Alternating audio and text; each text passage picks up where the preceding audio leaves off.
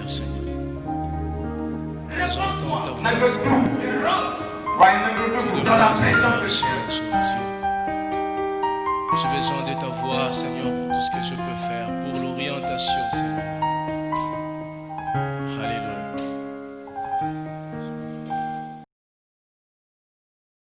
Essayez de saisir quelque chose ce soir. Tu ne besoin pas toutes les paroles qu'on parle ici. Il te faut une seule parole pour être transformé.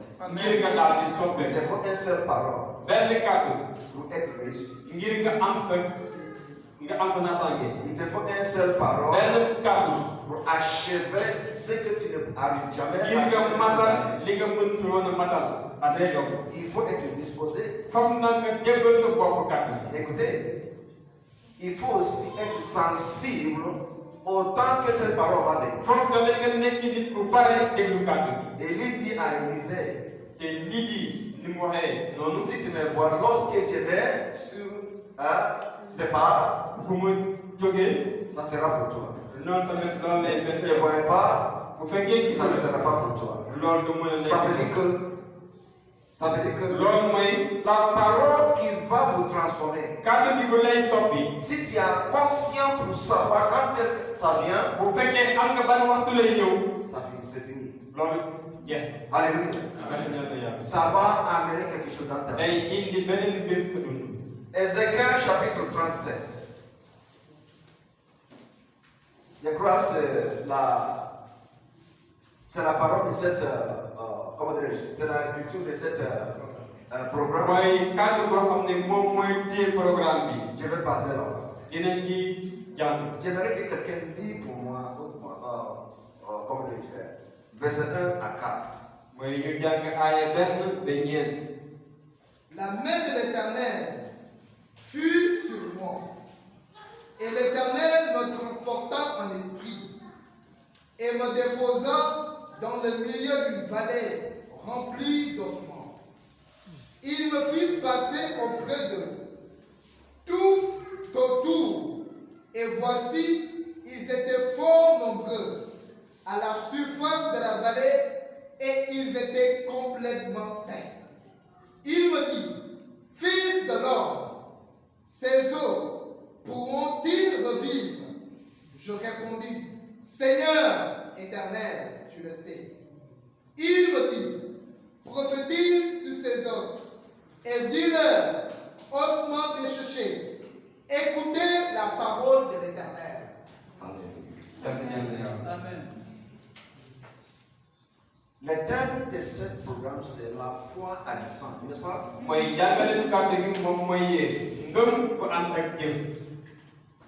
J'aimerais que tu saches une chose.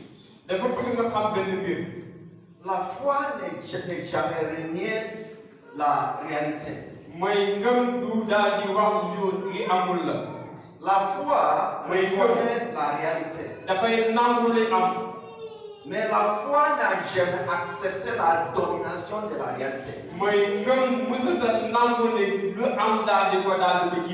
Parce que la foi n'a jamais accepté la défaite. La réalité est là. C'est au milieu de la réalité que la foi montre qui il est. Au milieu de la réalité que la foi démontre sa puissance. Au milieu de la réalité que la foi se révèle ce qu'il peut faire. La réalité, c'est ce que nous voyons avec notre yeux physique. Mais la foi, c'est des choses qu'on voit avec les yeux spirituels. C'est pourquoi la parole de Dieu déclare. Il dit la foi, c'est l'assurance de ce qu'on espère. Une démonstration des choses qu'on ne voyait pas avec les yeux physiques. Tu ne peux pas espérer de quelque chose tant que tu n'as pas encore saisi ça dans ton cœur. Vrai ou faux? Quand on dit que tu espères quelque chose, c'est parce que tu as déjà, vous avez une assurance. Vous avez saisi ça dans votre cœur. Le ciel physique ne voit pas ça. Mais dans votre cœur, vous avez saisi ça. Alors la foi maintenant, il a donné l'assurance que cette chose que tu as saisi dans le cœur va se réaliser. C'est pourquoi, souvent, quand l'année est commencée, les gens disent que cette année soit l'année de réussite. Réussir à quoi? Tu dois saisir quelque chose. Et c'est là maintenant que à la fois te permet de réussir à ce que vous avez saisi dans le cœur. La foi agissant, c'est la foi qui te met en action. C'est la foi qui produit des évidences, c'est-à-dire des choses, des preuves, de quelque chose visible. La foi agissant, c'est la foi qui met la naissance à quelque chose qu'il faut expert. La foi agissant, ce n'est pas la foi qui parle seulement, mais c'est la foi qui met les choses en pratique. Alléluia. Je respecte les gens qui marchent dans la foi agissante. Regardez dans cette parole. Les premières choses, Ézéchiel dit que la main de l'Éternel est sous moi. Tu sais, qu'est-ce que c'est la main de l'Éternel? La main de l'Éternel, c'est l'Esprit de Dieu. Et l'Esprit de Dieu habite en toi. Parce que tu peux dire que tu vas attendre jusqu'à la main de l'Éternel vient sur moi. Non! L'Esprit de Dieu est déjà en toi. Depuis le jour que tu en es de nouveau. Éphésiens chapitre 1, verset 13. Depuis le jour que tu en es de nouveau, l'Esprit de Dieu est sous toi. Il habite en toi. Ézéchiel a dit que l'Éternel lui transporte en esprit. C'est-à-dire, parce que la main de Dieu est sur lui. Il dit l'Éternel m'a transporte en esprit. On marche dans l'esprit. On ne marche pas dans la chair. Romains chapitre 8, verset 9, nous a déclaré ça. Vous êtes dans l'esprit. Vous n'êtes pas dans la chair. Tu sais pourquoi? Tu sais pourquoi?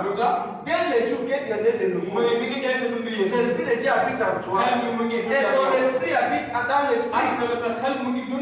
Donc, toi, ce n'est pas la personne que je vois. Toi, c'est l'esprit qui est en toi. Vous comprenez? Ne regarde pas mon français. Alléluia. Donc, vous êtes dans l'esprit. Et l'esprit te transporte chaque jour. Il te transporte chaque jour. Parfois, tu vois que tu rencontres avec quelqu'un. Vous voudrez passer là-bas. À l'autre côté. Mais c'est comme tu sens que tu dois passer ici. Alors tu obéis. Tu commences à aller comme un. Et finalement, tu rencontres avec la personne que tu as envie d'attendre. Pourquoi? Parce que l'esprit te transporte.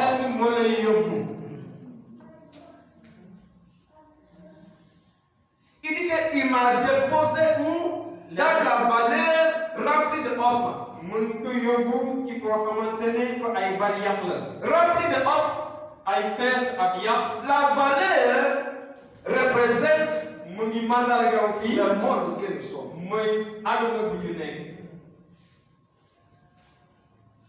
Et l'os représente la situation, la difficulté que nous rencontrons dans le monde.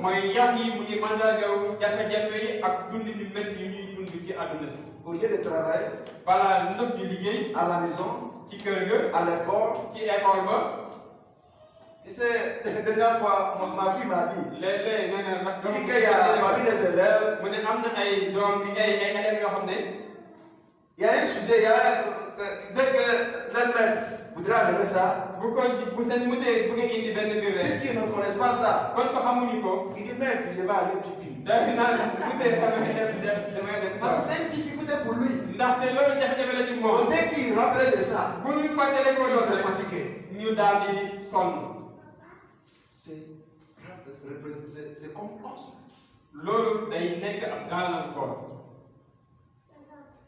Il m'a fait passer auprès de eux. Auprès de tout, Dieu lui a fait d'aller en dessous de tout cet os.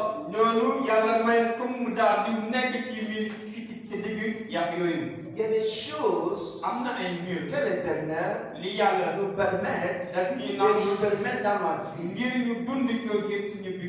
pour nous faire savoir ce que le monde est en train de traverser. Et aussi pour nous faire savoir la valeur de la grâce. Et troisième chose, pour nous faire savoir, pour connaître ce que nous allons appeler cette situation.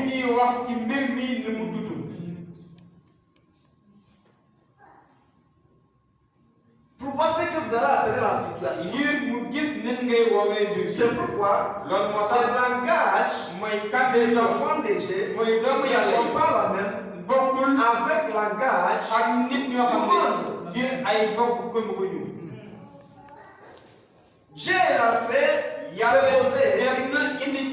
Il lui a amené dans la vallée. Et cette vallée, remplie avec ossements, qui est sèche. C'est-à-dire des situations qui n'est pas d'espoir, sans espoir. L'Éternel la permet de voir tout ça.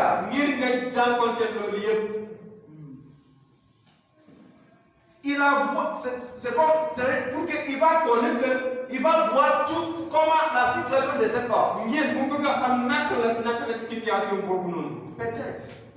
Si vous dites que ton situation, il n'y a pas d'espoir. Si vous dites que ton situation, en tout cas, tu as perdu l'espoir. Tu n'as personne pour t'aider. Et je n'ai pas quoi faire. J'ai déjà dépassé l'âge de mariage. Personne m'a dit non, est-ce que ça va?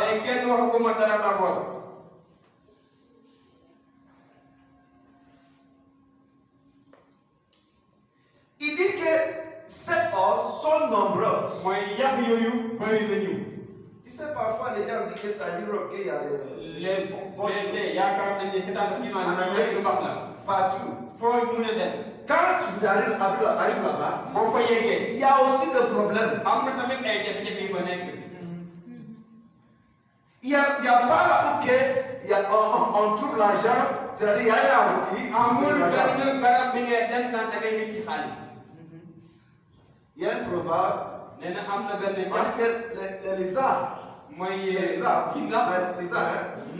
les lézards en Afrique ne peut pas être crocodile en Amérique. Quand il arrive en Amérique, c'est la même misère. Qu'est-ce que ça veut dire? Si tu ne peux pas marcher dans la foi en Afrique, tu ne peux pas là-bas. Alors, Dieu fait maintenant, Dieu a amené Ézéchiel pour traverser, pour étudier les situations de os. Il a vu tout. Et finalement, l'Éternel lui a posé une question. Il dit fils de l'homme. Fils de l'homme. Il dit, est-ce que cet os revivra encore?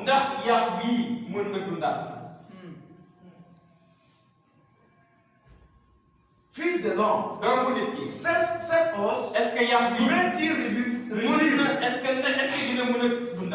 Dans d'autres mots, Ézéchiel, qu'est-ce que tu vois concernant la situation?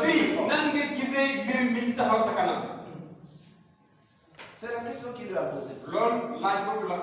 Parce qu'il lui a permis de voir tout ça. Mais tu sais une chose. Ézéchiel était en esprit. Il a vu la situation. Il a vu la situation avec les yeux de l'esprit. Pas les yeux de la chair. Et toi, vous avez l'esprit de Dieu en toi. Avec l'enfant de Dieu, on ne regarde pas une situation avec les yeux. On regarde une situation avec les yeux de l'esprit. Les yeux de l'esprit, c'est la foi. Les yeux de la chair, c'est la peur. Amen.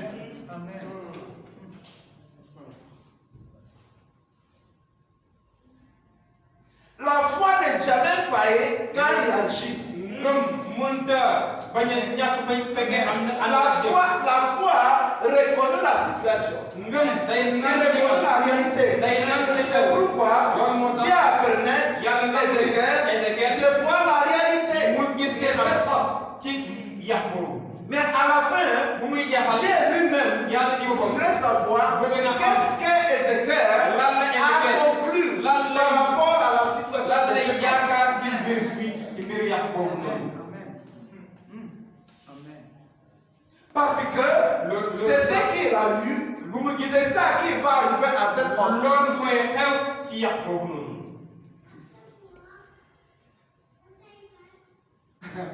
Ézéchiel était vraiment quelqu'un sage. Et la même question que l'Éternel est en train de nous poser. Il t'a envie de poser la même question. Qu'est-ce que tu vois par rapport à 2021? Qu'est-ce que tu vois? C'est ce que tu vois qui détermine à ce que vous allez réaliser. Ne dis pas, ça sera pour moi une année réalisée. Est-ce que tu vois ça? Une année réussie. Est-ce que tu vois une réussite? Réussite à quoi? Écoutez bien. Lorsque Dieu voudrait créer la terre, il a d'abord créé ça dans son cœur. Avant de déclarer ça. Qu'est-ce que tu as vu par rapport à ça? Qu'est-ce que tu as vu par rapport à votre futur? Qu'est-ce que tu veux voir? Qu'est-ce que tu vois par rapport à cette église? Il y a une année à Dakar. J'étais à CCC. Alors, église CCC. Et avant la fin d'année, quelque chose m'a venu dans l'esprit. Et j'ai dit à mon équipe, l'année que nous ferons rentrer maintenant, à l'époque, pour voir un Sénégalais à l'église, c'est difficile. Nous posons les 12 Sénégalais ici. On m'a dit frère, fais doucement. Ce n'est pas fait doucement. Si tu n'es pas avec moi, dégage. On aura 12 Sénégalais ici.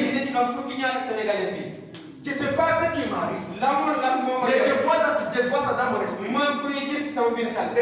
dès que l'année a commencé, je commence même. Avec ce qui est avec moi.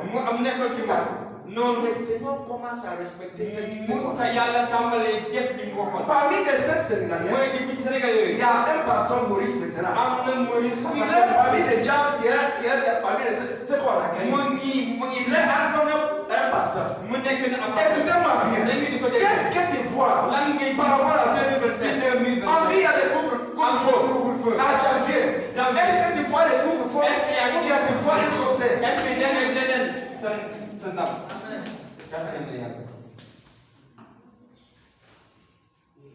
Qu'est-ce que tu vois? Dieu n'est jamais déclaré des choses qu'il ne voit pas dans son cœur. La foi ne déclare pas ce qu'il n'a jamais vu dans son cœur.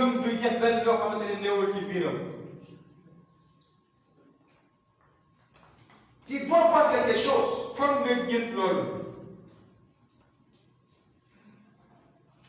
Écoutez bien.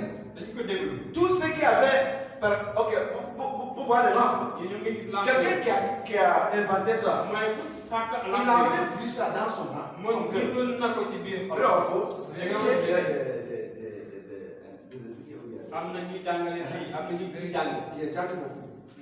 Il a vu ça d'abord dans son cœur. Avant que peut-être il commence à écrire ça. A plus B égale alors, à un moment donné, il commence à parler ça. C'est ce que tu vois, c'est ça que vous allez déclarer. C'est ce que tu vois, c'est ça que vous allez déclarer. Si tu n'avais pas voir le Dieu sénégalais,